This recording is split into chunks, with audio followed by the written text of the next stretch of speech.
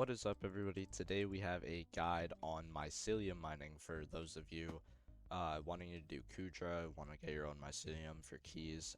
This also applies to sand mining, very same methods.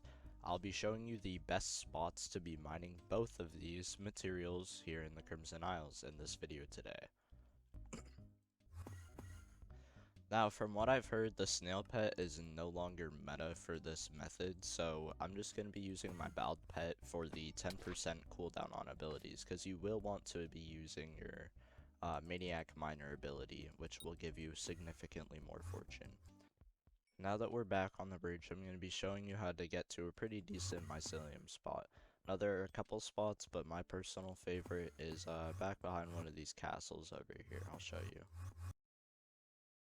You want to be either mining up here, and sometimes you'll get these like kind of block stains where the blocks don't regenerate, but basically you get your 3/4 mineral Devon and any equipment that you have that'll give you the most fortune. You just kind of run through here, swap to your ability, run through, use your ability, and kind of just do this full circuit over here. You want an efficiency 10 shovel, so you'll be breaking the most blocks. Obviously, this route isn't going to give me the most projected income because somebody's already mined here and screwed up the block spawns, but you can even drop down here, come up here. Ideally, you'll want to have cookie buff where you disable all of your jump boost abilities. You can also come down here and do it if there's somebody already mining up there.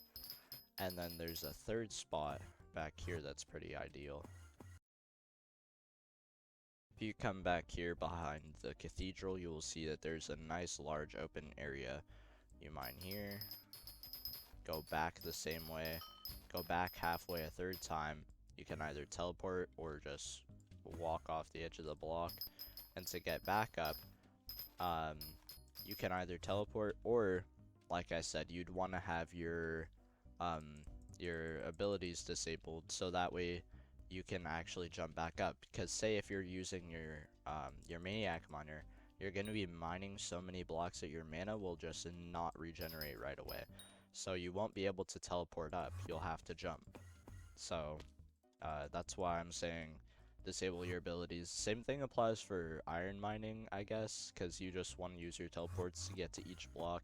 It'll only take one teleport to get to the different veins in iron mining. There's even this nice, like, pretty okay spot back here. It won't give you the best rates because there's, like, kind of just this one beveled area and you gotta go back down all the way around, but there's some pretty nice crevices of mycelium over here.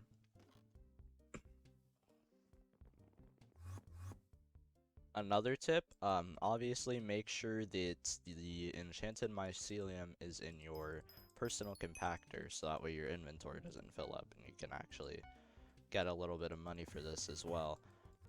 If you're just mining mycelium, because why not, like say you don't have the collection fully maxed out already for some reason, say you want to craft Gauntlet of Contagion, it's only 100k, which will take you maybe 10 minutes with this method. I'm not entirely too sure how long that collection would take, but let's go back to the Crimson Isles and see where we should mine some enchanted sand. So we're gonna go over here this time. My render distance is kind of low at the moment, so let me just edit that. Alright, now our render distance is a little bit better. If we go up here, there's obviously some pretty nice large patches. The only issue is you will likely have to deal with mobs no matter where you mine. But, I think there's a pretty nice place you can go. Hold on. There's, this kind of dragon corpse thing.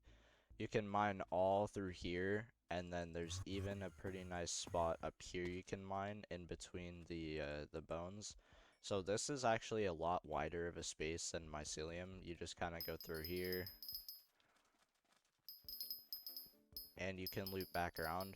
Now be careful what pack you use, because it'll look like you're not actually mining the sand, because it turns into red sandstone, and you can't really tell the difference. So make sure that you're using a pack that makes them like more distinct. I think just vanilla textures will be good enough for that. But now let's do a 5-minute test of each to see how much sand we will be getting. First, as always with tests like these, you're going to want to go to the bazaar, make sure that your sacks are empty, did a little bit of iron mining, And let's go to the red sand spot first, and we'll test that for 5 minutes with pickaxe abilities. Obviously, there's probably better pets that you could do this with, but like I said previously, I'm going to be using my Bow Pet for the 10% ability cooldown, and if you have a pretty good peak of the mountain, I believe you get a higher cooldown. So I'm a little bit small brain, and I didn't end up recording, but I will be recording for my Mycelium, as I can tell now I've definitely hit the record button. But this is about how much red sand we got in 5 minutes. We got a couple of Jerry boxes. If you just leave them alone and let them despawn, I believe you still get the boxes because I did not kill these at all. But if we create a sell order, 1794, okay, so if we go here, 1.794 million times 12, 21.5 mil an hour. Not bad considering you're sitting there brainlessly mining sand, and honestly, your rates could be a lot higher. Tips and tricks real quick. Efficiency 10 promising shovel. Make sure you have a mod that tells you when your drill ability is ready so you can get that maniac miner perk. And then going into your heart of the mountain tree and looking at blockhead. Now I did not even have this maxed. Assuming your powder is higher than mine, you can get a bonus 100 fortune from this perk just on blocks, which affects mycelium and enchanted red sand, or regular red sand. If we look up a Kuudra key, the NPC trade is only 120 red sand. So I did the math. This is how much enchanted red sand you'd get per hour based off of my 5-minute test. So you'd be getting about 110 keys per hour with a barbarian emissary, if you do have the barbarian faction. If you look here, 13,000 enchanted red sand per hour divided by the 120 you need. Pretty easy, and obviously it's very cheap, minus the 3 million coins. And if you were to mine this for money after collecting plenty enough sand for the keys, you can probably buy 7 of these keys per hour. So you'll be set if you just mine this for about an hour. So now that we're about to do our mycelium test, I'm just gonna kind of get rid of this. This should fill pretty quickly because people buy the sand for Kuudra. Assuming you already have coins and you just want to mine the resources, this is a great method for you. But we're going to go to the Crimson Isles and we're going to do our 5-minute mycelium test.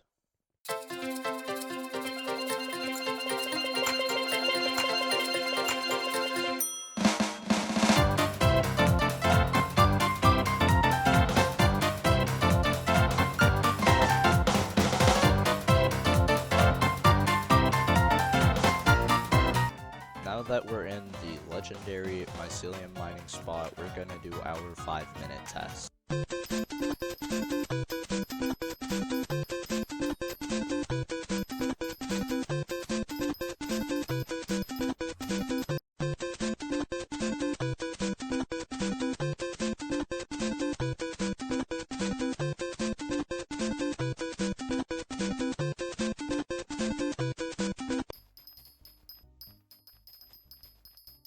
That was probably the most scuffed session of mining I think I've ever done.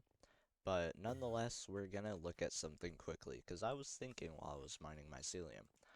My tree is by no means max, and you don't need mining speed for something you can break instantly. My heart of the mountain tree isn't even fully optimized for this. So say you could get rid of this, because you don't need mining speed to insta-break, especially since we're using an efficiency 10 shovel.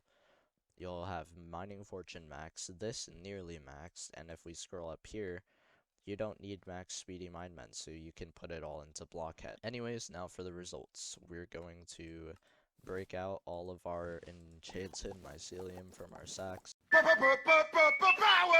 We got significantly less. We have 1,029. 1,029 times 12 is 12k.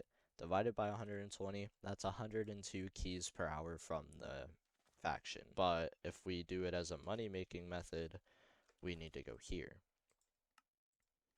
So it's about 1.5 mil times 12. That's 18 mil an hour. As I said, my tree is by no means optimized, so you could probably crank out quite a few keys using this method. Anyways, I hope everybody has a great day today, and keep mining.